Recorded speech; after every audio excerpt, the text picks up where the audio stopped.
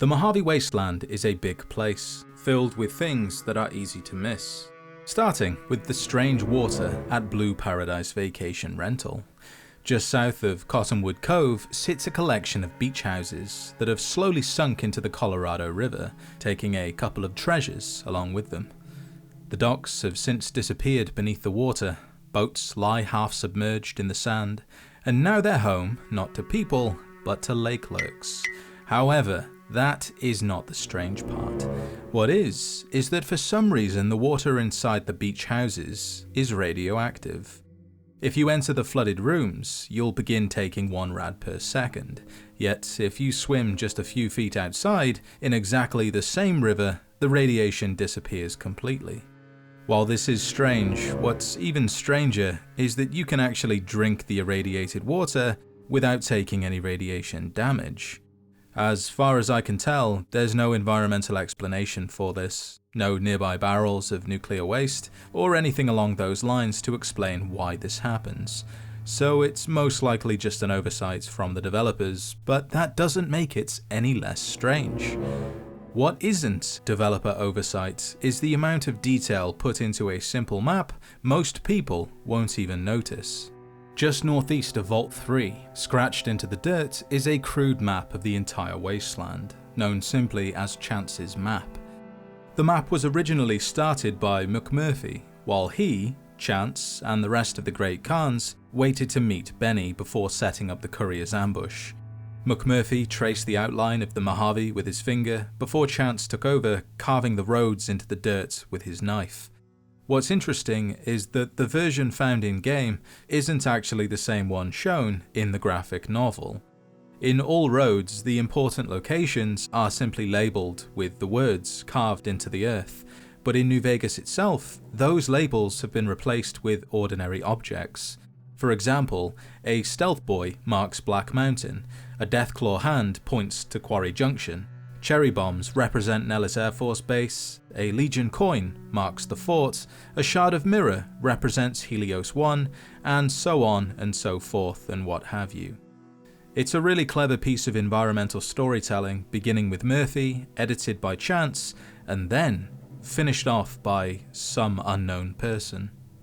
While we don't know who finished off Chance's map, we do know who the dumbest person in the wasteland is, and they can be found near Clark Field, a place littered with radioactive waste and swarming with golden geckos. The man in question is already dead, lying just outside the field. His name is Mr. Radical. His earthly possessions consist of a radiation suit, a container of isotope 239 igniting agents, and a diary documenting what was probably one of the worst ideas imaginable. After finding the radiation suit, Mr. Radical decided to test it at Yucca Mountain, a mentioned-only location said to be heavily irradiated, either due to pre-war disposal or post-war destruction. Either way, the experiment was a success. According to his journal, the radiation barely affected him, giving him the confidence to push things even further. Over the following days, his confidence turned into outright recklessness. Even after spending the morning vomiting, he assumed it was nothing more than a bit of food poisoning, and not the early signs of radiation sickness. Then there's the final entry. After buying a container of isotope 239 igniting agent from Old Lady Gibson, Mr. Radical headed for Clark Field, intending to pour the radioactive substance all over his body, convinced that if his suit could survive that, then he'd be practically in.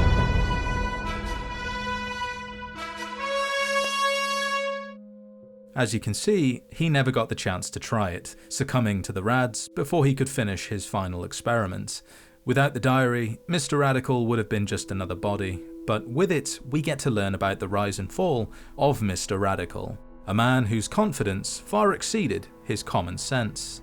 And common sense is exactly what you need when dealing with the Nightkin at this next location. Brooks Tumbleweed Ranch looks fairly ordinary at first. It's a small ranch house with a cattle pen out back, except instead of Brahmin, the property is full of tumbleweeds. Inside the house there's even more of them, one on the sofa and one on the bed. Neither can be picked up or moved, almost as if the tumbleweeds are their own entities. Head out to the cattle pen and you'll find their owner. You want to buy Wind-Brahmin? Right here. Where did you come from? Tumble... what? Crazy with low prices on Wind-Brahmin. You buy one. All. They are very good, Wind-Brahmin. All caps. Ha ha, stupid human. Now, you can buy the Wind-Brahmin, but it does nothing other than blow in the wind, and that's because it's an ordinary tumbleweed, and you've just been swindled. But as strange as the encounter is, the developers had something even weirder planned. If you bought one of the Wind-Brahmin, it would secretly follow you around the Mojave. Not close enough for you to interact with it, but just far enough away to occasionally appear in the corner of your vision, making you question whether you were actually seeing a tumbleweed or if you were slowly going mad. There's even a second unused version too, called radioactive tumbleweed. Unlike the normal ones, it emits radiation, is technically classified as a creature like the Wind-Brahmin as it moves under its own power and can even be killed. It's a bizarre piece of cut content, I admit, maybe even the strangest thing in the entire game, and I think it's a real shame they were never used, as it would have changed the encounter quite a bit. Speaking of changes, there's a location where the environment changes based on killing enemies. Bonnie Springs was once a small mining town. Now the abandoned buildings have become home to a gang of vipers, with 2 heavily armed leaders controlling the settlements, while the rest patrol the streets and gather around a central campfire. Defeating them is worth the effort, as one carries the unique pair of spiked knuckles, love and hate, while the other wears a set of reinforced metal armor, which is pretty nice. But that's not what makes Bonnie Springs interesting. Unlike most locations in New Vegas, Bonnie Springs doesn't stay the same. If you kill both of the leaders and return after some time, it took about an in-game week for me, then you'll find the town has changed quite a bit. The Vipers never respawn, instead the campfire and the burning barrels have all died, and cazadors have moved in, building nests throughout the abandoned houses. I have seen people say that if you kill the cazadors, then a blind deathclaw shows up. That didn't happen for me. But if you manage to make it happen for you, let me know in the comments. East of the old nuclear test site is something quite special, a crashed Enclave Vertibird. The wreck is heavily defended by hardened sentry bots and Mr. Gutsies, with feral ghouls often wandering the surrounding area. If you manage to clear them out, you'll be rewarded with a unique Tesla-beaten prototype. But the real reason this location stands out is what it's referencing. The crashed Vertibird and the hostile robots protecting it is a callback to the Enclave crash site in Klamath Canyon from Fallout 2. But there's something missing that would make the encounter almost a one-to-one reference, and that's a dead pilot and the useless yellow keycard. However, during development, Obsidian did create an NPC named Vertibird Pilot, and he was supposed to be at the wreck, dead, along with a useless red sector keycard, which was a cut variant of the yellow keycard in Fallout 2, so this reference has layers to it. While the Vertibird Pilot was ultimately cut from the game and the keycard with him, he still exists in the game's files and can be brought back to life using console commands. Not that he has anything to say, that is, and he's usually aggressive anyway, giving you the perfect specimen to try out that new prototype weapon. I've got nothing to say to you. Best move on. What do you think you're doing? Living in the Mojave is thirsty work, and with the right product, you can make a lot of money, provided you pick a safe location to let your guard down and start brewing. Located due west of the Sunset Sarsaparilla headquarters is a small shack. It doesn't look like much from the outside, which is swarming with cazador, and judging by the number of them, its former owner never stood a chance of making his dream come true. That owner was a man named Gord, who did manage to start brewing his own beer beneath the shack.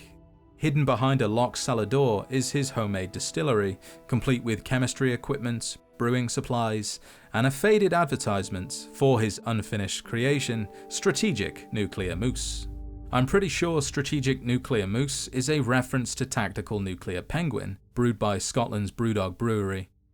When Fallout New Vegas was being developed, it held the record as the strongest beer in the world at a whopping 32% alcohol by volume, although it's nothing compared to what we have now, which is also brewed in Scotland, and is called Behia Fire, which is twice as strong, sitting at 75% ABV. Not sure if Gord was aiming to outdo that or not, as there's none left for us to sample. What is left though is the remains of some shady dealings. Located northwest of the Repcon headquarters lies the remains of Cassidy Caravans, the trading company owned by Rose of Sharon Cassidy. Before the events of New Vegas, the caravan, along with a few others owned by Cassidy Caravans, were all ambushed and destroyed as part of a conspiracy between the Van Graffs and the Crimson Caravan Company to eliminate their competition. Cass herself survived only because she was delayed at the Mojave outpost, leaving her caravan to be wiped out without her. Today, all that's left is a ruined cart, a dead Brahmin, some scattered supplies, but there's one tiny detail that most players never notice, found at the Griffin Ware's sacked caravan location. The flies here, buzzing around the Brahmin, aren't your garden variety of fly. In fact, getting a nice close look, you can see they're actually mini bloatflies that have had their size scaled down. It's a clever trick that saved the developers having to create another creature while already dealing with a time crunch. While flies are nothing more than old bloatflies, there's something at the Bitter Springs recreation area that's brand new, at least on the inside. Just south of Bitter Springs, overlooking Calville Bay, is the Bitter Springs Recreation Area. A small collection of abandoned trailers, a recreation office, and several old buses can be found here. There's not much here beyond a few giant rats, the occasional cazador, and some minor loot, including a copy of Tumblers Today and a couple of Blue Star bottle caps.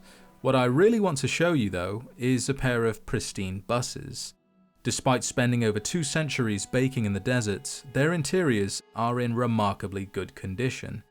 That's because they don't use the standard bus interior found throughout the rest of the game. Instead, they use the exact same model seen during the opening sequence of Fallout 3.